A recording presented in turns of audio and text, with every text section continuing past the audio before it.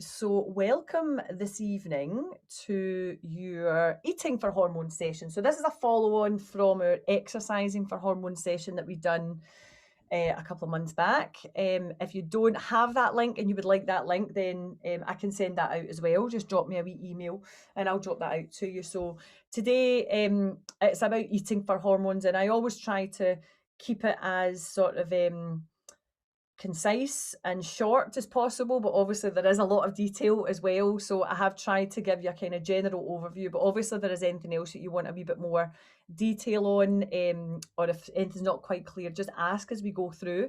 Either unmute, that's probably the easiest way to unmute, because when I've got a presentation up, the chat kind of is a bit funny. I think it's just the way my laptop sets up, to be honest. But yeah, if you've got anything to ask as we go through, and obviously if you're watching this on the recording, like the majority of you are, then again, just email me any questions that you have got. So I am going to share a screen, and if you can give me a wee thumbs up just to let me know that that's there and you can see that, perfect. And I'm just going to minimize me, and I'm going to play there. So yeah, there we go. So it's eating for hormones tonight. So for anyone who doesn't know me, I am Pam, and I run Flow to Fitness UK. I wanted to say a huge thank you for joining me tonight.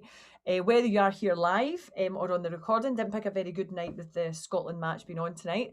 I think most people have been roped into doing other things, whether that's watching the football or taking over with kid duties or whatever, walking the dog and stuff. Then if you're watching the recording, obviously welcome and thank you as well. I've had quite a lot of questions come through, so I have managed to include all that as well. So hopefully those that did ask the questions get the answers from there, and obviously just ask anything if you're watching this on the recording as well. Just a wee reminder that all that information I give you is basically for kind of educational purpose, just to kind of broaden your knowledge a little bit of hormones, of eating, nutrition wise, rather than sort of diagnosing any issues or advising on specific medical conditions or medications that you take. So that's kind of out with my repertoire. So I won't be giving you specific advice on things like that. So for those who don't know you, I am Pam. I have taught group exercise classes for that should be 22 years now. I've worked as a personal trainer, gym manager, in-house group exercise trainer. So anyone who is part of like the fitness team, I could train them up to teach classes and stuff as well. Lots on the fitness side, and my degree is in nutrition. I graduated in that, and at the moment I work as a women's wellness specialist, which is pregnancy, postnatal, hormonal change. So that's where all my study and all my sort of classes focus on certain stages through women's life and make everything kind of relevant to us. I kind of took on that. I just, after having my first child, I just thought it was an area, all women's health was just an area that we tended to not have lots of information on, and I think offering that to women is really helpful. So what are we going to talk about today? So some of you will know this because you've done previous work with me, but from the age of 35, women's bodies go through many changes in their hormones. So hormonal levels fluctuate. Certain hormones will increase, certain hormones will decrease. In particular, we're talking about sex hormones and estrogen, which estrogen has a huge amount of functions in the body, and when these functions are disrupted because estrogen levels lower, then the functions in the body are disrupted as well. They could be upregulated, downregulated, or they could just sort of go a little bit sort of all over the place, basically. And some of you will probably relate to that. So the changes with that impact, for women specifically, they impact our heart health, our brain health, our bone health, our metabolism, the shape of our bodies, our body weight, our energy levels, our sleeping patterns, our moods, our confidence, things like our anxiety levels, and just loads and loads and loads of functions of the body that is affected by this change in estrogen. So yeah, as I say, the hormone's got hundreds of functions in the body, and when it is affected, those functions are also affected. So We're also going to talk about today certain types of foods that we can eat that have an impact on the functions and they can offer a boost to our health. Now, the good thing is that sometimes, and you'll hear the same foods coming up quite often throughout this. I mean, I'm not saying like certain foods like, oh, broccoli and this and that, but giving you kind of food groups and things to include in your diet. And the good thing is that a lot of these things, they do, if I'm saying that eat that for brain health, they also have many other benefits for the body as well. So that's the good thing about it, that they all sort of have many benefits. So the foods that we eat can have an impact on the estrogen functions as well and offer a boost to our health. Today we'll talk about aspects of nutrition that can be beneficial to the process of hormonal change. So I've tried to keep it all with the heart health, the bone health, the mental health, the brain health, the sleeping patterns, all those kind of symptoms that we can experience in that perimenopause, throughout menopause and that postmenopause period. I've basically taken a lot of those common ones that I've listed and I've related the nutritional aspect to that as well. Otherwise, I would be here all night talking about different foods and stuff as well. As well. So yeah, common symptoms that women experience and some nutritional guidance that may help along with this as well. Please ask questions as we go through. As I say, if you're on live and if you're doing the recording, then just email me any questions. And I've planned out a wee bit of time at the end for some questions too. And as always, I do try to keep it detailed but brief. I don't know if there is such a thing, but there is a lot to fit in. So it's not my strongest point to be as brief, as brief as possible. And I said this for the exercising for hormones as well. The nutritional aspect is only one thing that we can do to help our bodies adapt to hormonal change. So it would be very easy if it was, oh, well, you just do this type of exercise or you just eat these type of foods. Because it's very complex, as we know, women are very complex. There's lots of other things to take into consideration. So things like lifestyle, sleeping patterns, your sort of your mindset, your self-care kind of routine, all these things have an impact as well. But tonight we're generally talking about the kind of nutrition for hormonal change. I want you to think about it as a positive thing, as opposed to being, oh God, I need to change all this stuff that I'm eating, and taking that opportunity to improve your health. Say, well, it's a good excuse to say, well, it's going to improve my hormones and that's going to improve my mood, it's going to improve my sleep, it's going to improve the strength of my bones, my metabolism. Think of it as an opportunity to improve all these habits and lifestyles that we tend to have that might not be having that positive an impact on these sort of symptoms. So just very quickly, perimenopause, just to confirm when I'm talking about these, is a period of time that leads up to the menopause. So certain hormones decrease in that period. We experience irregularities in our menstrual cycle. They can last longer, shorter, heavier, lighter, or less frequent. We start to feel changes physically, physiologically, and psychologically or mentally due to these hormonal changes as well. And this can last anywhere from a few months.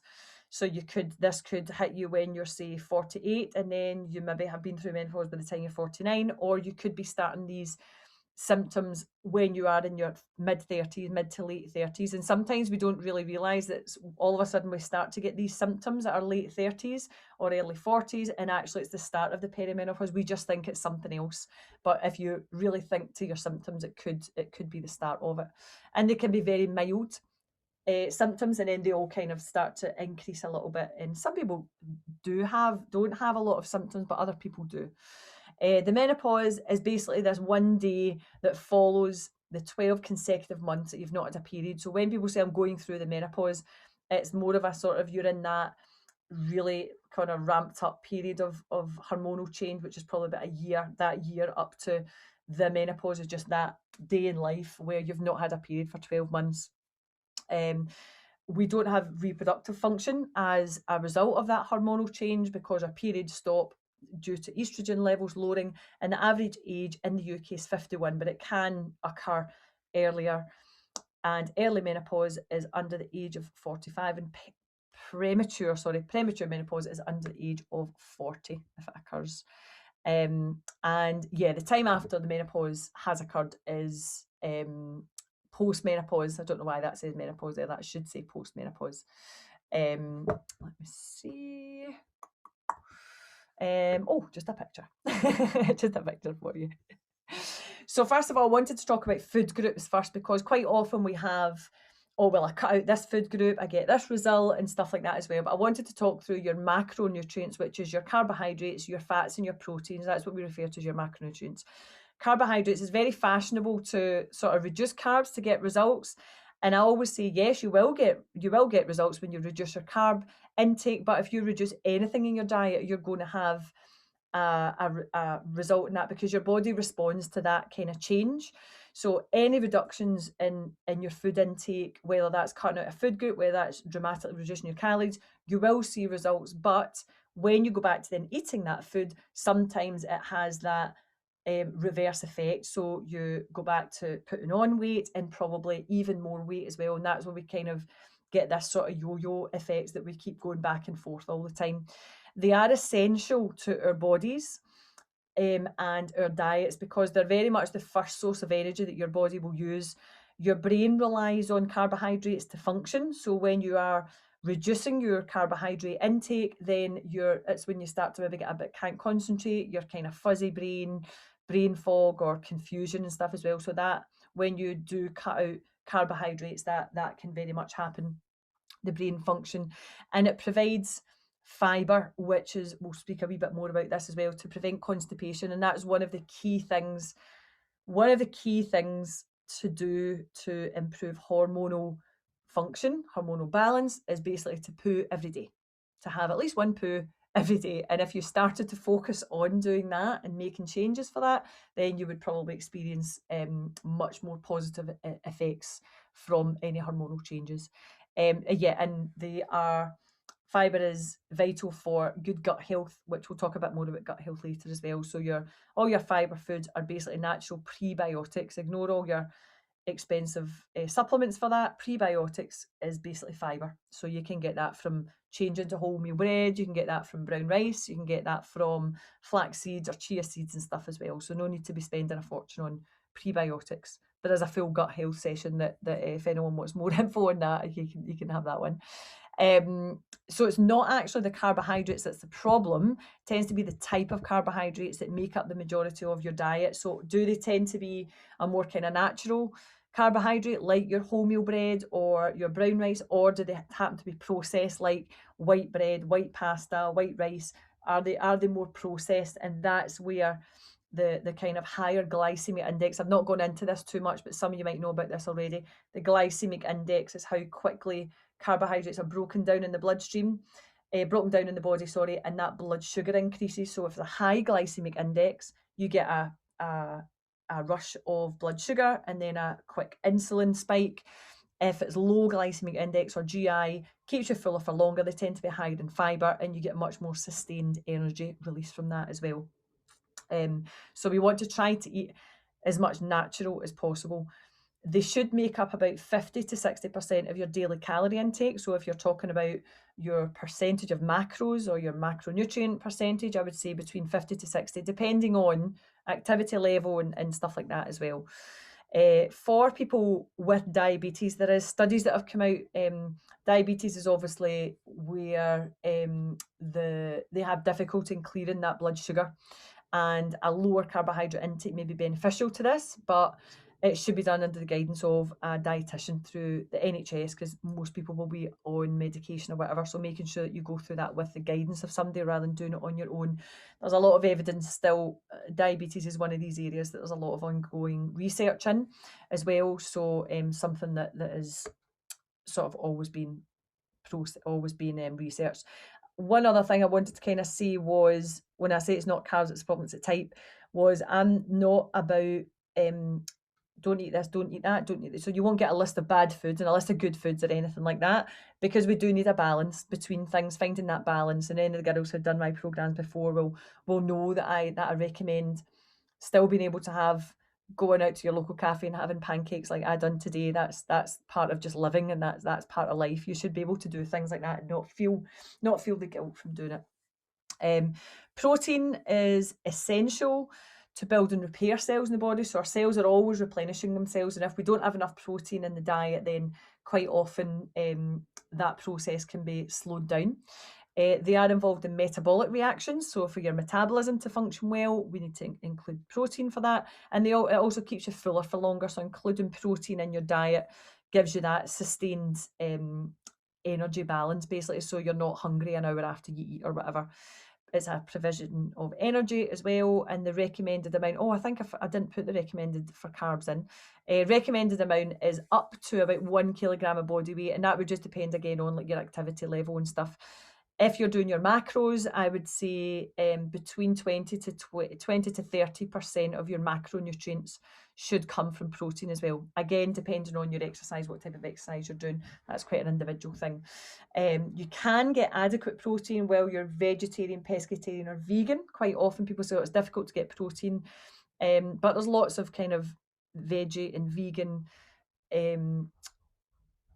versions of proteins or sources of protein as well. It's not difficult to do that. So yeah, proteins in the diet, very, very important. And quite often we might not take in enough, which some of you who do calculate their macros for me do find that a bit of a struggle. And I know it is quite difficult to do. So fats are also essential to our diet. They offer protection and they control body temperature. They make up hormones as well. Cholesterol, it gets broken down and your hormones get made from fats too, so we kind of need that. They store vitamins and they help vitamin absorption, particularly vitamin A, D, E, and K. They're what we call fat-soluble vitamins.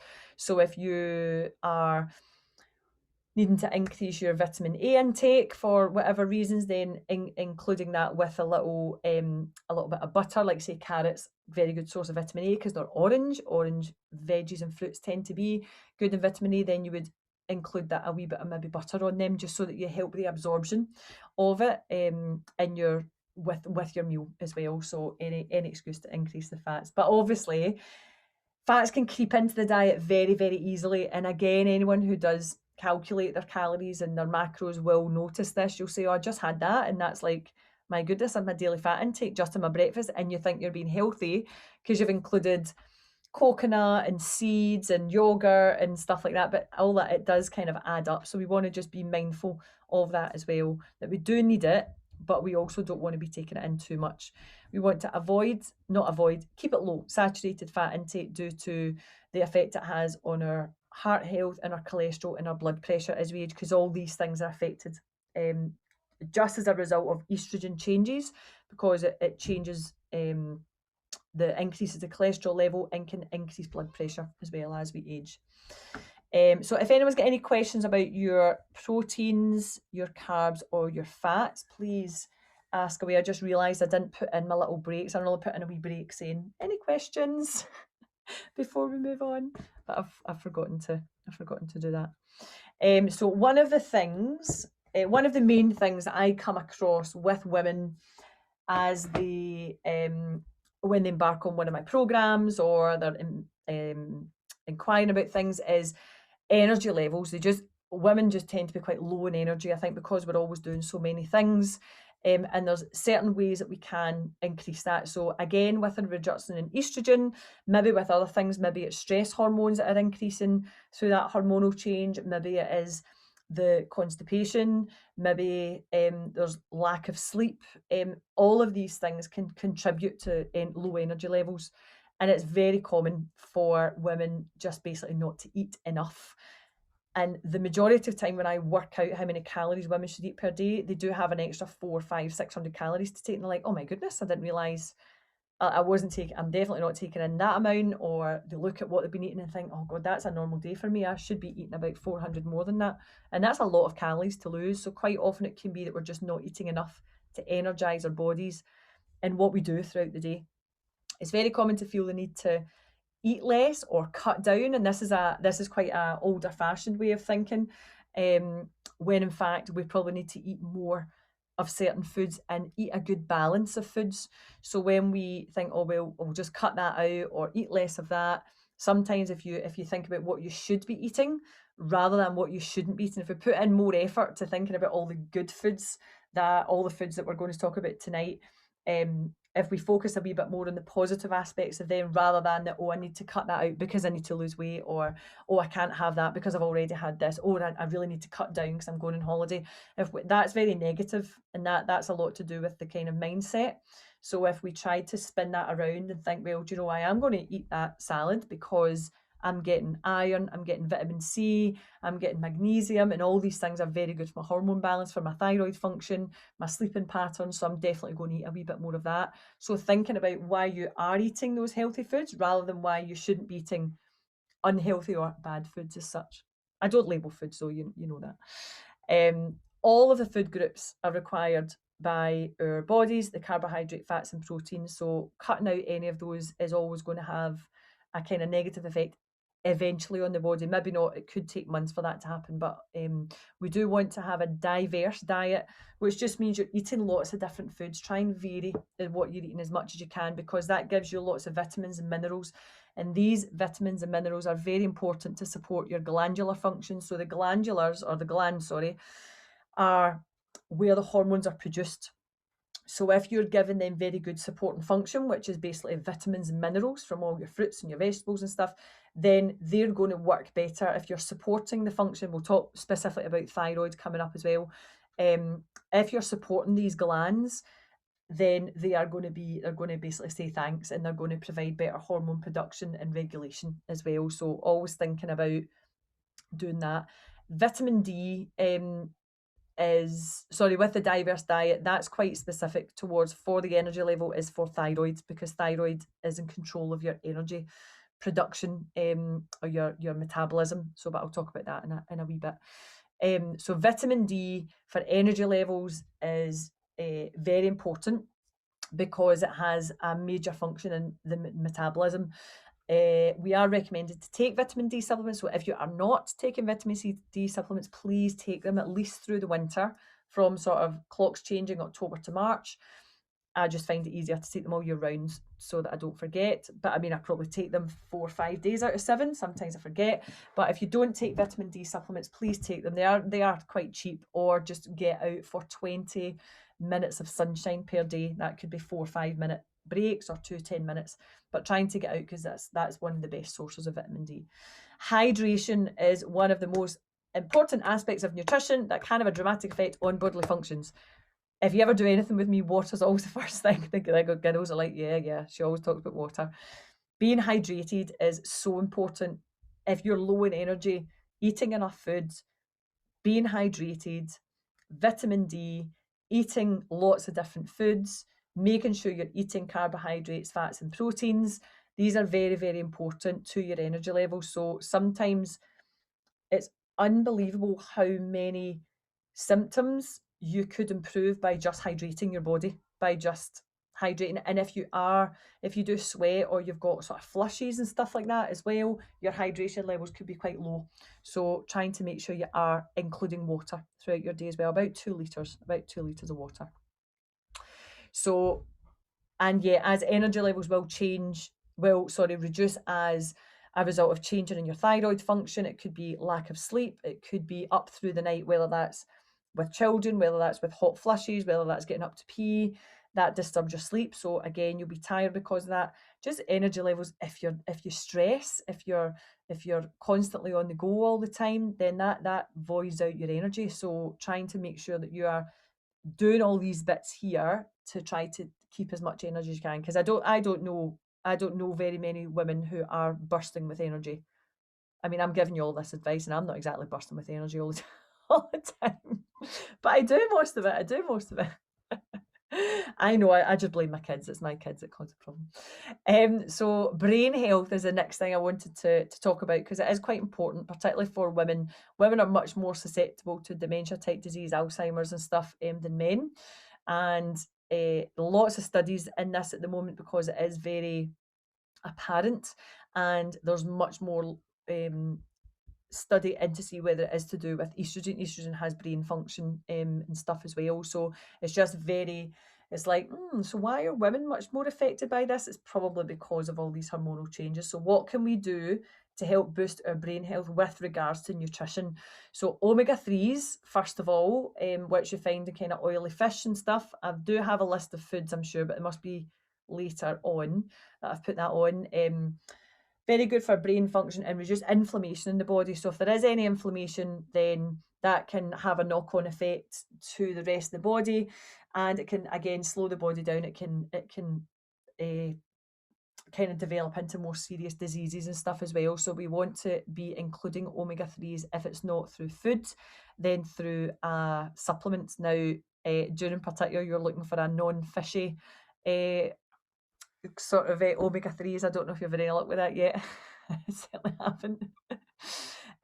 So yeah, omega-3s are vital to brain health.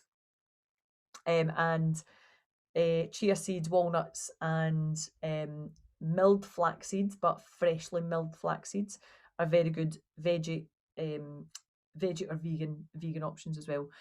Cognitive function or brain function is important as we age, because that declines, basically, because we're probably not as stimulated, particularly when we maybe, if you're thinking later on, when you're maybe retired and you're maybe not as busy during the day, you're maybe not doing a lot of things to kind of stimulate the brain as well. So trying to make sure you are doing things. And we spoke last time on the exercising for hormones, on sort of exercises and stuff that helps with that as well. Standing on one foot, balancing, doing, like, I brush my teeth with my left hand, standing on one foot as you're brushing your teeth, doing your sort of crosswords and word searches and stuff like that as well. They're all very good for brain health. So yeah, throughout hormonal change, we often experience things like brain fog, anxiety, depression, low mood, etc. And this can be very much linked to your poor gut health, because in fact, a lot of your happy hormones that we would need to be upregulated for things like anxiety, depression, and low mood, the majority of them are created in your gut. So if you don't have good gut function or good gut health, then that's going to have that knock-on effect to your moods, anxiety, and stuff as well. So keep that in mind, that basically your food can create your mood. So trying to make sure that you're nourishing your gut rather than filling it. I mean, obviously there are times that you will eat loads of chocolate when you're not feeling well. That maybe for those who are still menstruating, that week leading up to, the first few days of your period and stuff, that's fine. I'm talking here about the majority of the time. You're going to have days when you're binging. You're going to have a weekend away with the girls when you're binging. That's fine. It's the majority of the time, and it's not a perfection. It's not like I can't have that. Just the majority of the time you are thinking about, and you'll know, like, if you're not eating all that food all the time, then you do have it. You know how kind of rubbish you feel and down you feel and stuff. And it goes to show what effect food does have on your mood as well. So yeah, oily fish, a variety of vegetables, and good gut health foods, again, which I'm going to talk about that in a wee while, will help with brain function as well. So they're quite linked. The gut health and the brain function are quite linked. So your bone health, again, as women age, our bone density reduces. So basically you're more prone to bones breaking, fractures and stuff like that. So we need to have foods rich in calcium and vitamin D for this. We spoke a lot about bone health for exercise, because there's so much that you can do exercise wise for that. So that's again in the previous webinar, but weight bearing or resistance type training as well. So your food rich in calcium and vitamin D. Also for the calcium, if you are particularly vegan, it can be a wee bit more difficult to get your calcium intake. So just make sure you are taking your vitamin D supplement, so that you are absorbing all the calcium from sort of like green leafy vegetables that are good sources of calcium as well. And avoiding too much caffeine, because there's a lot of studies that quite high caffeine intake affects the absorption of calcium into the bones as well. And salt also, that will coincide with sort of blood pressure and cholesterol levels and stuff as well for the salt. So for your bones, make sure food's rich in calcium, rich in vitamin D, avoiding lots of caffeine and avoiding a lot of salt, plus doing exercises as well. So for cholesterol and blood pressure, it's very common for cholesterol levels to increase due to the declining estrogen. And as a result of that, just be mindful of your fat intake. particularly saturated fat. So that has an effect on your cholesterol level. So just being mindful of how much fat you are taking in. Stress also has effect on your blood pressure and cholesterol. So if you are on the go all the time, if you're doing one thing after the next, you're never giving yourself a break, you're not taking some time out for yourself, you're not exercising, you're constantly sort of, or you're stressed or you're anxious about things, this will have an effect on your blood pressure and cholesterol, particularly over a long period of time. So again, just keeping that in mind, reducing stress as much as you can, and not necessarily doing sort of mindfulness and yoga and stuff like that. If you can do that, then great. But even just taking some time out for yourself, little 5-minute snippets throughout your day, taking some time just to take a few deep breaths, getting to sleep a little bit earlier, thinking about the things that you do stress about, and can you do anything to reduce the stress? Can you put in any protocols? Can you get people to help you? Can you be more organised? Things like that are going to improve the stress, because that does have a lot of impact on the blood pressure and cholesterol. Omega-3s again is good for that. That will help reduce the inflammation, which again has the impact on that cholesterol and your blood pressure. So you see how there's not like this is what works, this fixes this. Everything is very much linked. So like the increase in fat intake, increase maybe salt intake, that has an effect on cholesterol, blood pressure, sort of increase in heart disease, maybe a reduction in bone strength, an increase in body weight. Everything is all, it's sort of, I kind of wish there was just like one thing, and I think people look for that, and it's just not there, unfortunately. So we need to kind of do, it's a variety of things. So gut health, as I say, there's a full version of this that you can get on my website. I think it was like an hour and a half, basically, topic we done for the gut health one. So we need good carbohydrate sources and hydration to help improve our gut health. There's no need for, not expertise, expensive probiotics and prebiotic supplements unless you've been advised to take them by the doctor, and that would generally only be if you have IBS symptoms. They can be helpful for that, but otherwise, prebiotic and probiotics are sort of, a lot of it is, what's the word I'm thinking of? It's the say, so like people say it helps, but the studies haven't actually come out and said that this is what helps, sort of thing. So they are expensive. Prebiotic and probiotic supplement. For prebiotics, it's basically fiber. That's all you really need to take in. And probiotics, fermented foods. But as I say, that's all in the other gut health one, if you're wanting to do that. As I say, if you pooed once a day, then that could solve a lot of hormonal imbalance.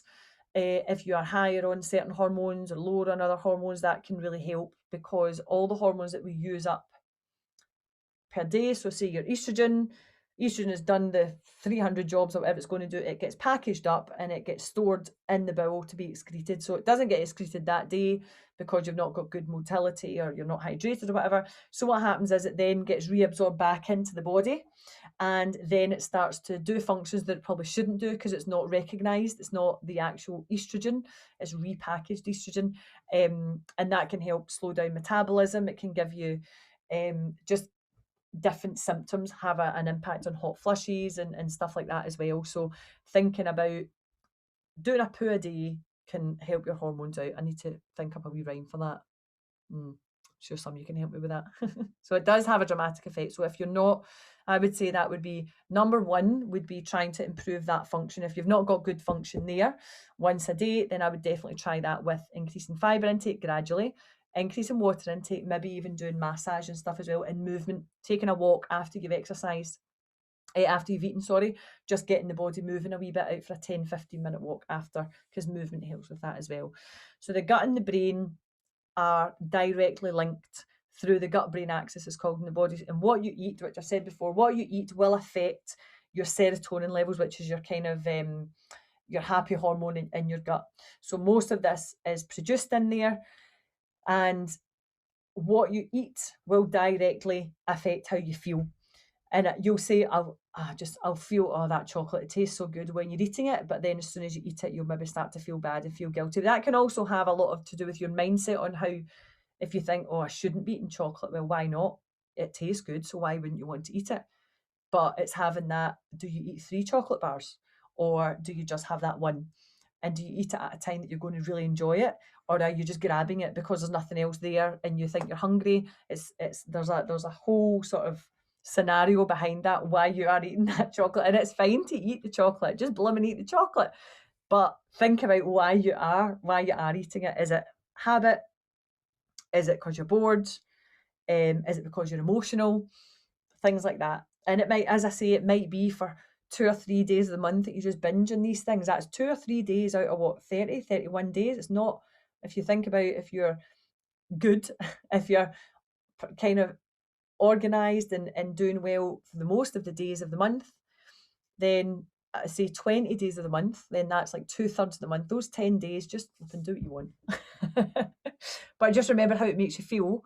And if you do feel the impact, then maybe think, well, maybe I'm better off not doing that, because that's a very personal thing. It depends if you think it's worth it or whatever, that's fine. And I'm not judging, I'm not telling you not to. I'm not saying, oh, well, if you think you'll feel okay. Not like that at all. Just eat it if you want to eat it and don't feel guilty about it. So yeah, women's mental health is dramatically affected through hormonal change as a result of the estrogen levels lowering, our anxiety increases, or you develop. I am most definitely one of these. I have developed anxiety through hormonal sort of changes. And depression can come into it as well.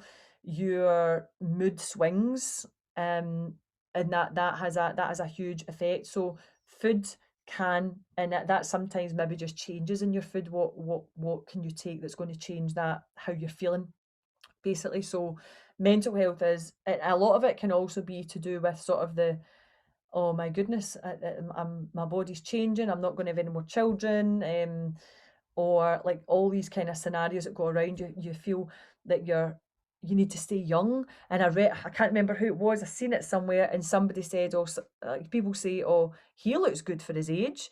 But no, he doesn't actually look good for his age. It's just that men are allowed to age and women aren't. Women aren't allowed to age without being judged on greyer hairs, wrinkles, saggier skin. We're judged on things like that, whereas men aren't judged on that. They kind of age gracefully as such, or they age well, and it's really, really unfair on women, particularly on social media. But that's a total other chat. I'm not going to rant about that. So thyroid health, I spoke about this in my lifting group last week. This gland is responsible for speeding up and slowing down your metabolism. It's a gland here in the throat. It can affect weight gain and weight loss. You've got hypothyroidism and hyperthyroidism. The hypothyroidism is where we have sort of weight gain or difficulty in losing weight. Supporting this gland is vital to get a good sort of overall hormone balance and for good control of your weight. We do need a diverse range of your vitamins and minerals, like I said earlier, and fruits and vegetables are going to basically give you that full array of vitamins and minerals that we need in the body. So having as many different colours as you can, deep kind of, I think there is, it's not here, it's maybe a wee bit further on. I think it's in the action plan. I know you love an action plan in these things, so there is one at the end. I think that's when I've listed the foods. I couldn't remember off the top of my head there. So things specifically for your thyroid are iodine, selenium, magnesium, iron, zinc, vitamin B12, and sorry, that's vitamin D. I've got typos, sorry. Vitamin D.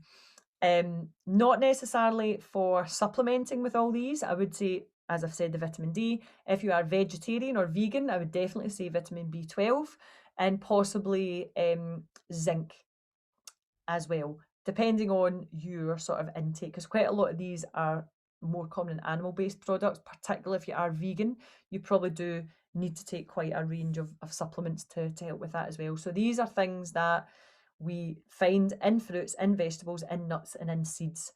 So we want to be eating a range of them to help that thyroid function.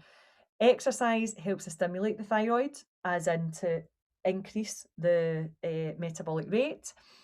Your sleep is vital for your thyroid to function properly, because all your glands have to recover and replenish during the night, basically, when you're sleeping. So when we're not sleeping, thyroid and stress and sleep can affect that thyroid function. So we want to try to make sure that we are getting sleep. And that's more of a sort of lifestyle habit for hormone, which will be the next webinar. Lifestyle habits for hormones. So yeah, sleep and stress will have an effect on that. Reputed, oh my goodness, there's another one. Reported, I'm so sorry with these typos.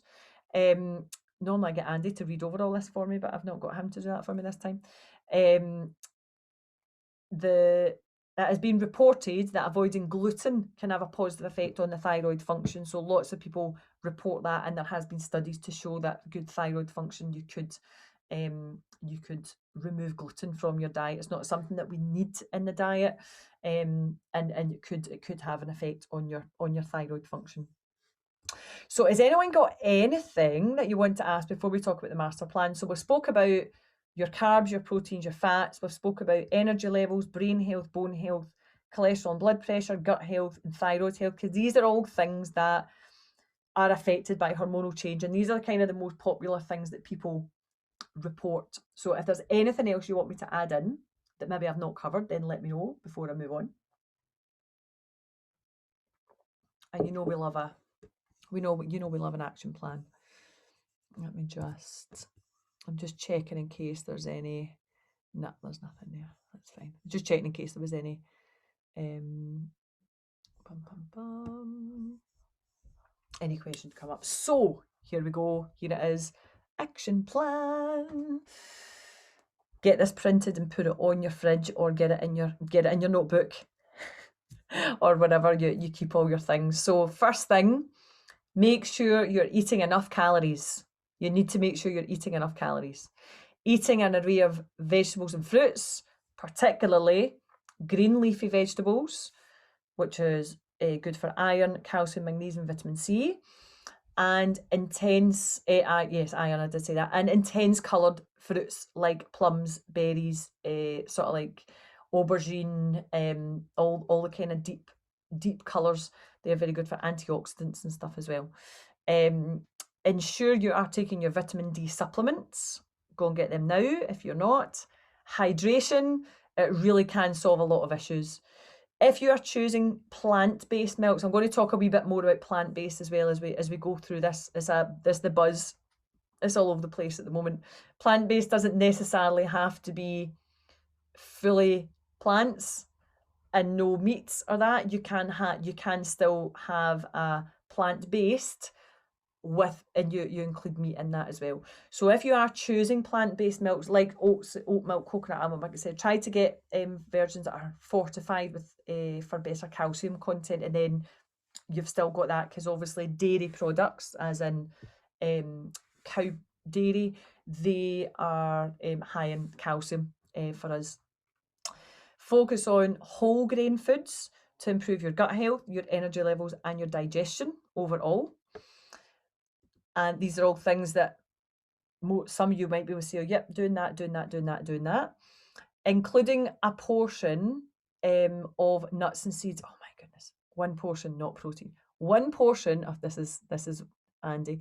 I don't check through my I do check through them, but I find it difficult because I do have dyslexia, and I find it difficult to go through my own presentations and be able to see these things. So I normally do get him. So I do apologise for the typos. Include one portion of nuts and seeds per day, and vary them. If you want to have nuts and seeds, I would say have half a portion of nuts and half a portion of seeds rather than having them all. Because they are higher in fat as well. So very, very good for lots of different vitamins and minerals and protein and fibre. But remember, you can have too much of that as well. Including an omega-3, either from the oily fish, so there's mackerel. Anyone for caviar, darling? Caviar.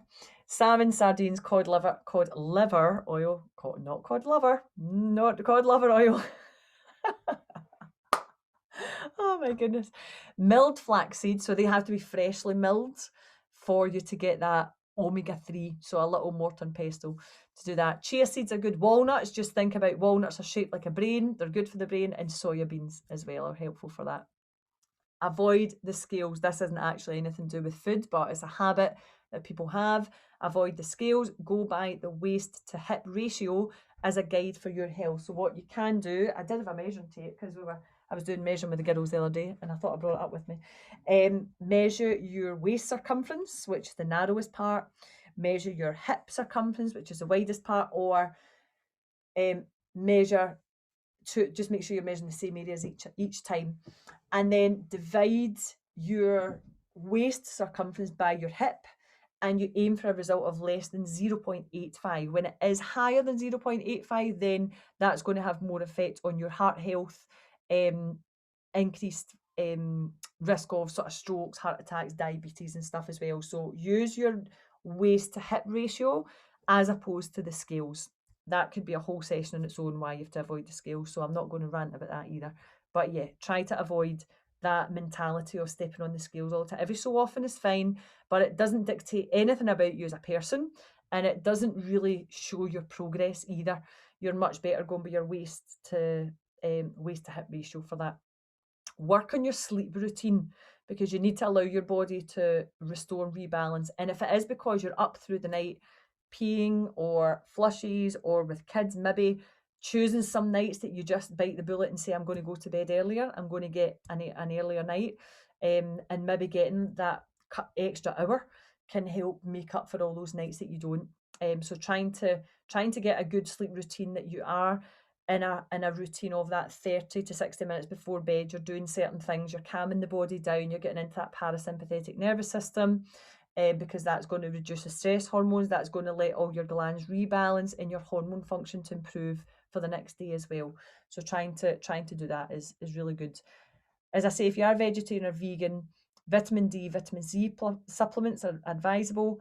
Also, iron, zinc, calcium, omega-3, selenium and iodine can be quite difficult to obtain from a particularly vegan diet, so it may be something that you want to look into supplementing with these as well, or making sure that you are taking foods that are quite rich in them.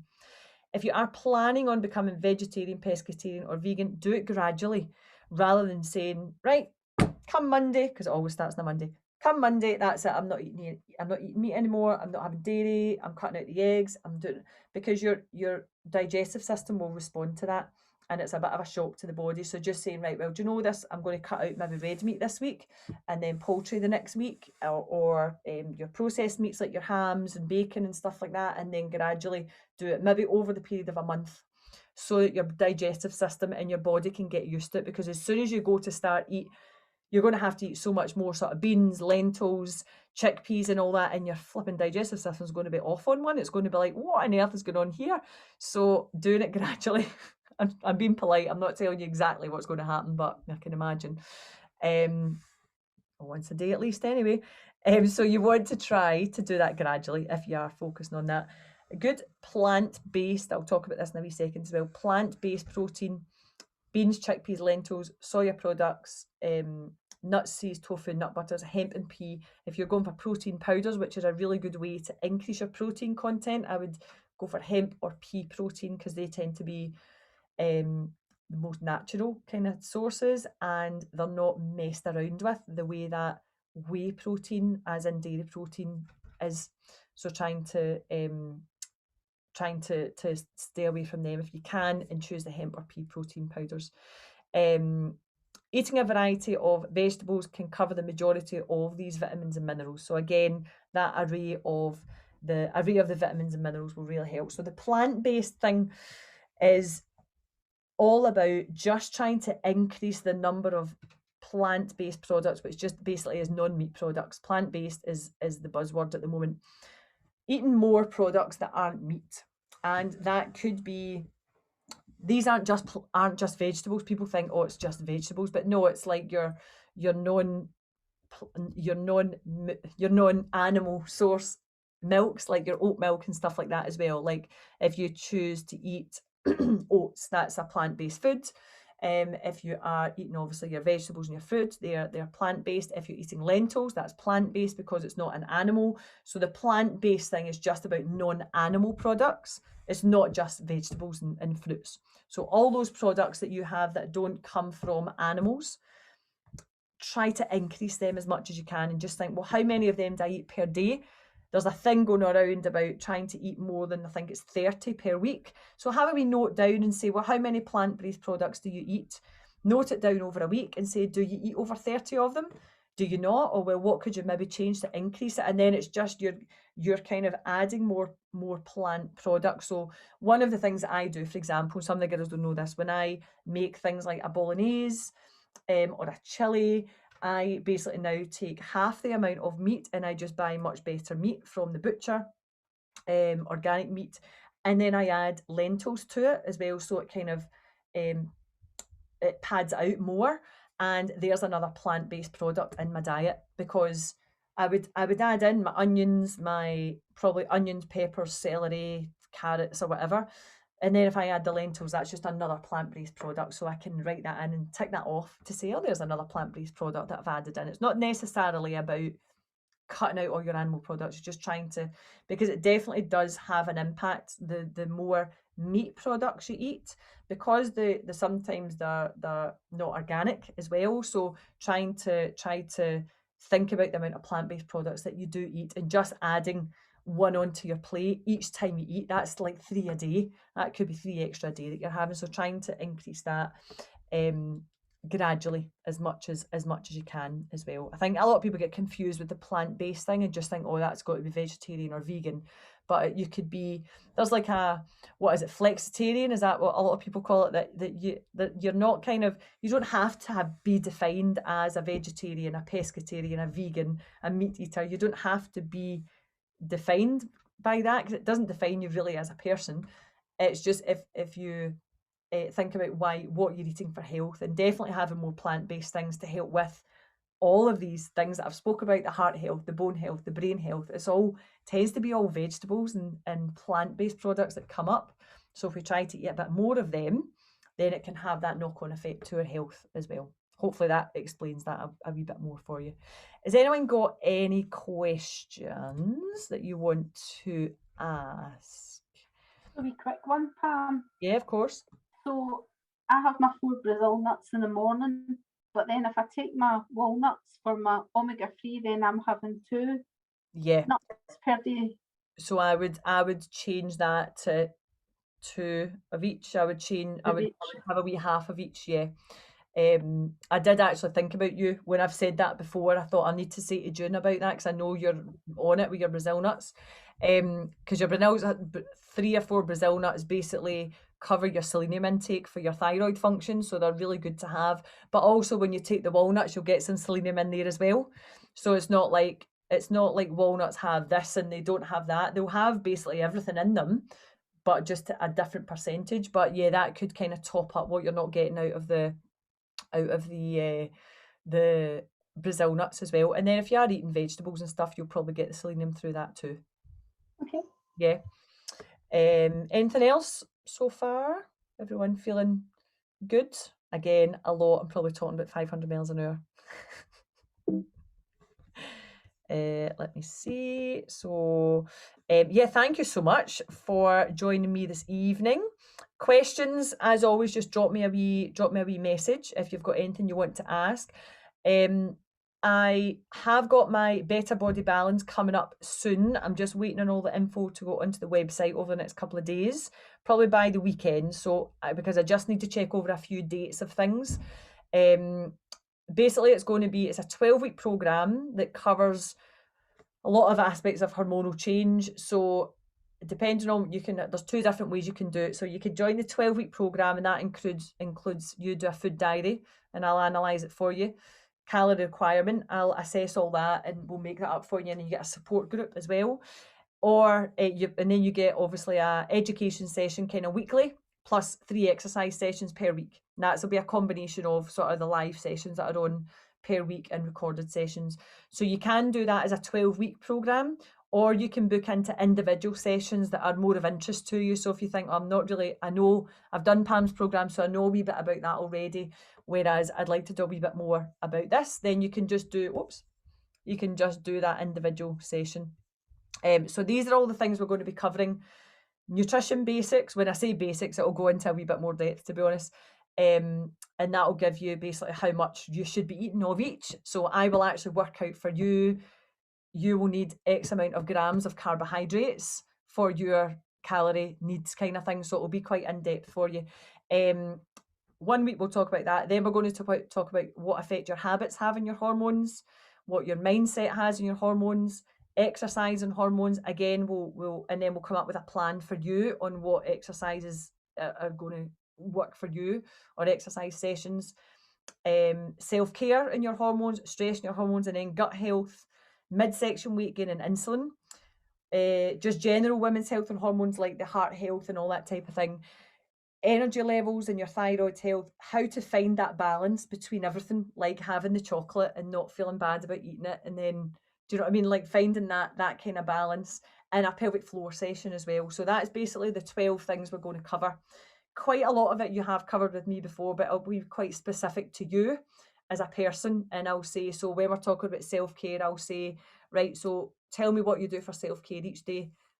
Oh, right, okay, I don't know, like maybe on a Monday I'll manage to sit down and have a cup of tea for 5 minutes, and then maybe on a Tuesday I get a workout done, and we'll try and come up with a plan. So it's all quite specific to you, rather than it being just a kind of general, because there's only like 5. I'm only taking on 5 people to do this because it is quite a personalised programme as well.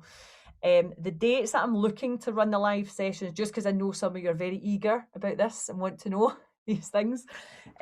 These are the dates that I am hoping that I'm going to run it. Some of the dates I'm actually got holidays booked, so whether I do it as a pre-recorded session or whether I'm going to do it on holiday, I've not quite decided on it yet. I know I should really just be taking the holiday. But these are the dates. It's going to be a combination of Tuesday 1 week, Wednesday the next week, Tuesday 1 week, Wednesday the next week, and then one Friday because I'm away that weekend before, so I can't put it in.